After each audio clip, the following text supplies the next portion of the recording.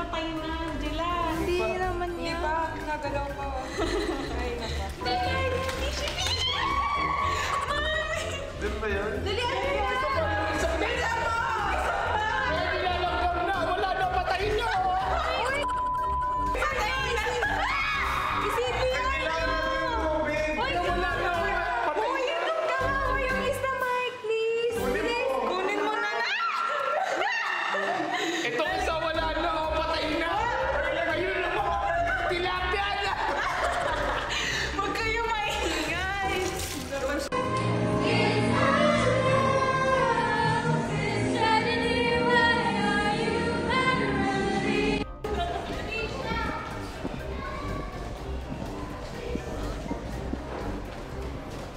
Ano ba yan? Rika! Hi! Hindi ka mo ganito yung gusto natin. Ay, hindi na nakahawak ka.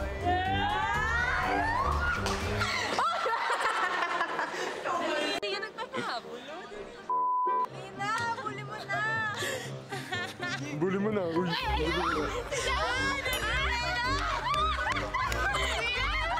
Ayup ka? Pinalo ko ni Dean! Sineta ko ni Dean! Bakit ano? Yan na.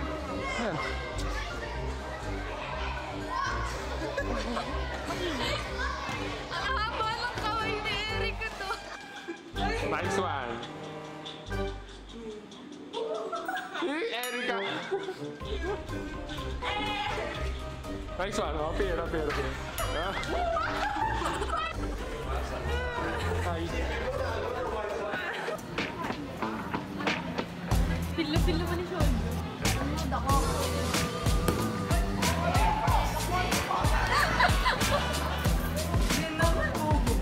Hindi marunong ba yan?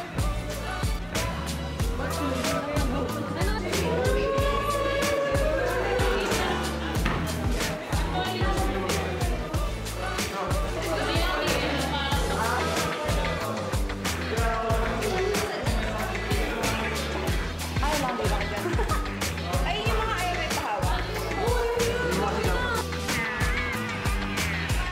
Pang-album natin.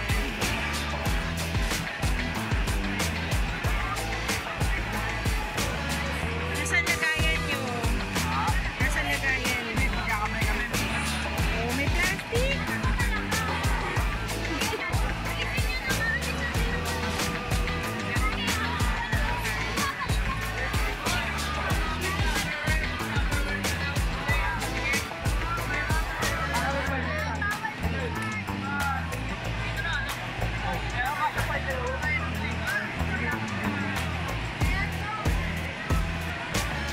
Hey, kain na. Kain na.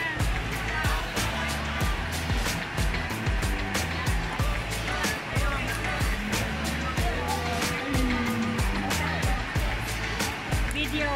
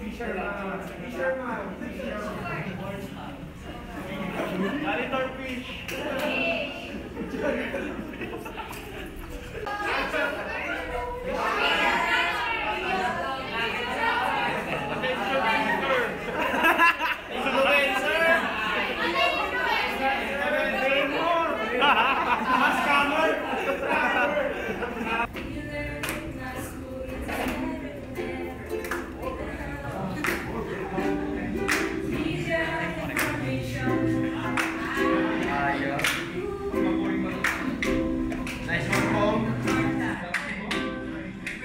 Dito, please. Sumadyo.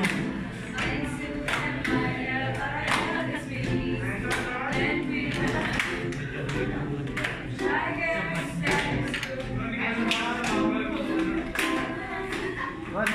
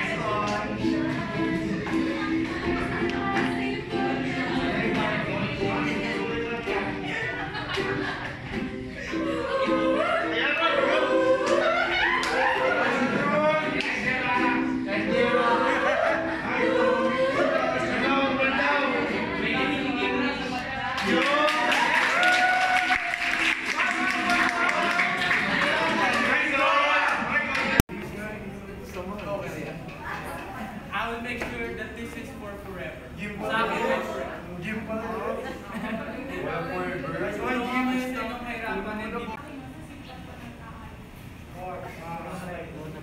Talent. Kainin ko yung abo dyan eh. Punta ako tali, ako tatalik, para tigil ng vulkan na yan. Hindi. So, magpapadala tayo ng relief food at mga financial. Doon tayo.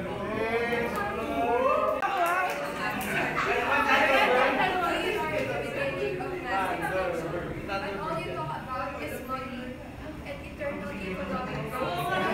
Okay?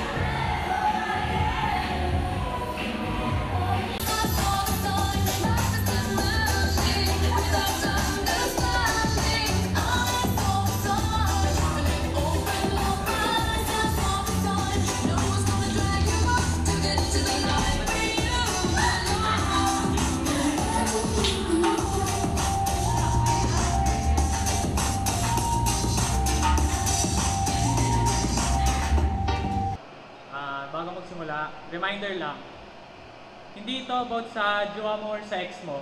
Hindi ito about sa kung paano kanya minahal, sinaktan, tapos iniwan. I repeat, hindi ito love story.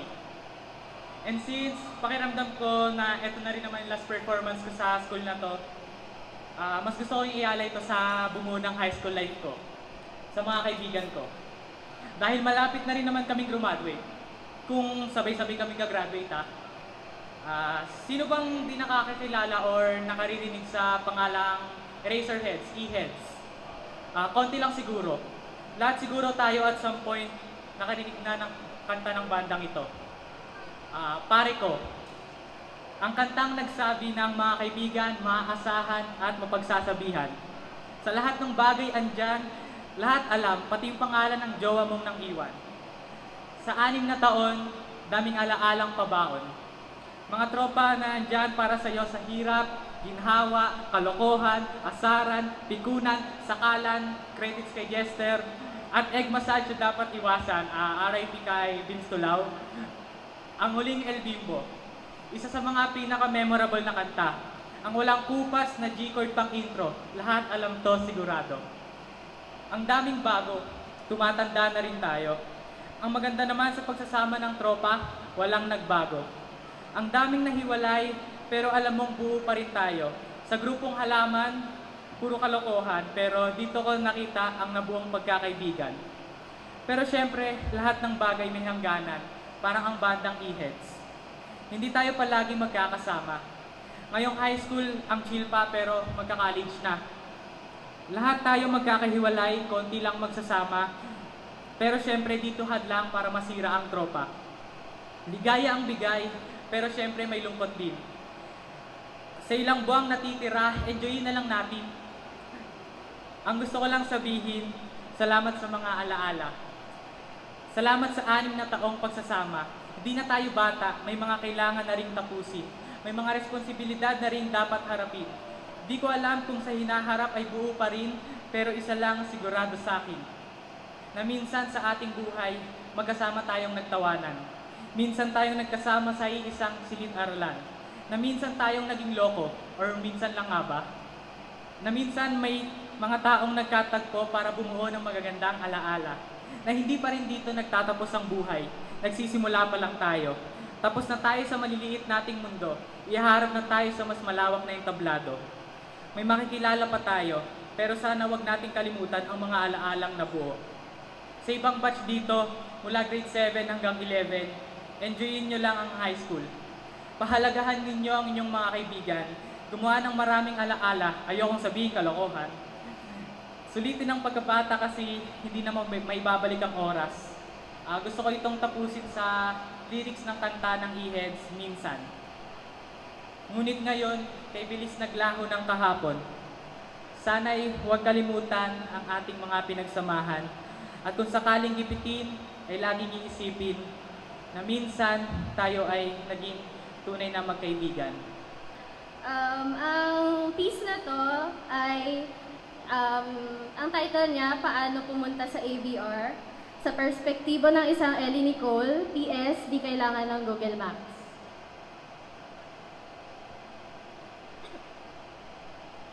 Welcome, mabuhay! Kayo na lamang hinihintay. Maupo na kayo and I will take you along for a ride. Pero bago ang lahat, ako muna'y magpapakilala. Ellie Nicole Corpus nga pala, ang tour guide niyong Makata. Ngayong araw ay dadalhin ko kayo sa audiovisual room dahil kung saan ang Atheneum ang home of medals, land of trophies.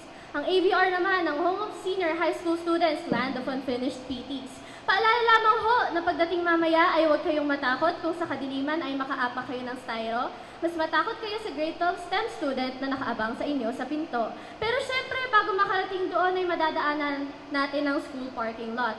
Alala ko po noon, may patakbo-takbo kami dyan, maibataya kung sinong mahuli, simpleng-simple, talo na. Ngayon, maibataya, paunahang makatakbot, makahabol sa deadlines ni Miss Sheena. Ops! Teka muna. Ladies, gentlemen, and everyone in the spectrum, pagtingin ninyo sa inyong kanan ay makikita nyo ang Atheneum Gymnasium. Dito, idinaraos ang iba't ibang mga kaganapan sa ating paaralan at field demo, cheer dance, you name it, I've been to each one. Kasi ang mga bata, simula nursery pa lamang ay dito na ako, naka-estasyon. Wala pa tong gym na to, sumasayaw na ako dito ng naka-costume ng sunflower. Chinese dress, anime character, aso, basura sa Pasig River. You name it, I've performed it.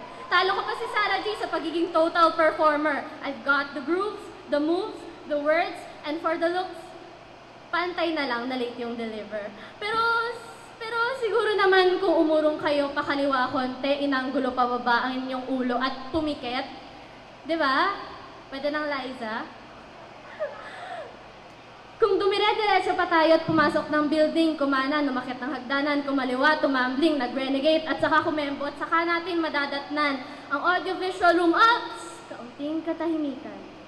Please don't tap on the glass, mga kababayan. Madaling matakot ang mga yan. Ay, commitment! Joke lang. Sa totoo lamang, sa dahan-dahang pagbukas ng pinto, makikita natin ang mga estudyante mula grade 12 in their natural habitat. Sa likod may bigla ang maghihiyawan, sa harap bagong TikTok na naman. Sa gitna, pakalat-kalat ang mga classmate kong nagsisigalawan. Kakaibang halo-halo talaga ang batch na to. Maya-maya may magbabangayan. Pero kapag iba na ang umaway, magfo-formation na ang mga yan. Siyempre, diretso muna kay Miss Sheena, ang maganda at mabait naming advisor. Nasaan na nga ba tayo?